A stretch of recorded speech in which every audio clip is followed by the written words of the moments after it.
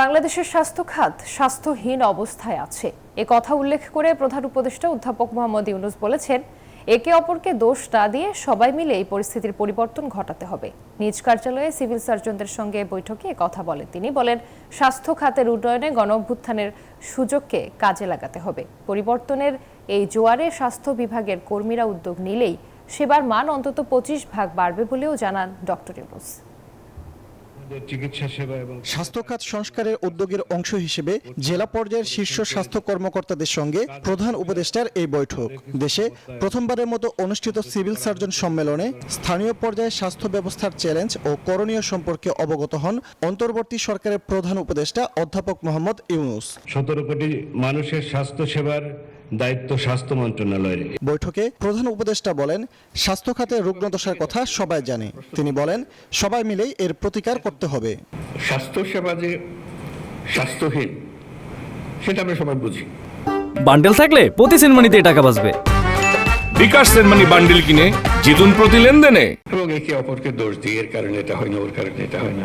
দোষ দিলে তো স্বাস্থ্যহীনতা দূর হয়ে যাবে না। এটার প্রতিকার করতে হবে যাতে করে আমরা স্বাস্থ্যসেবা সঠিকভাবে করতে পারি। দুনিয়ার যত দেশ আছে, যত জাতি আছে, তারা যদি নিজ দেশ স্বাস্থ্যসেবা আমাদের চেয়ে ভালো করতে পারে, আমাদের মধ্যে কি গাফিলতি আছে, কি অভাব আছে যে কারণে আমরা পাচ্ছি না। কারো অপেক্ষায় না থেকে স্বাস্থ্য বিভাগের কর্মীরা চেষ্টা করলেই স্বাস্থ্য খাতের পরিবর্তন আনা সম্ভব বলে মনে করেন প্রধান উপদেষ্টা। অন্য কি করলো না করলো দিকে তাকাবো না, আমি আমারটা ঠিক মতো করবো, আমার সাধ্যে যতটুকু করা। নাহলে 25% ভালো হয়ে যাবে। এই 25% কিন্তু অত্যন্ত মূল্যবান 25%, কারণ এখানেই মানুষ মারা যাচ্ছে এই 25%-এর ভেতরে, যেটুকু আমরা করছি না। স্বাস্থ্য খাতে আগের সরকারের দুর্নীতি এবং অনিয়মের কথা উল্লেখ করে অধ্যাপক ইউনূস বলেন, তেমন সুযোগ পাওয়ার এখন আর কোনো অবকাশ নেই। ওই আগের আমলে এইভাবে হয়েছে বলে এখনো হচ্ছে। মাথার থেকে সুরে ফেলানো আগের আমল হাওয়ায় বিলিয়ে গেছে, নাই।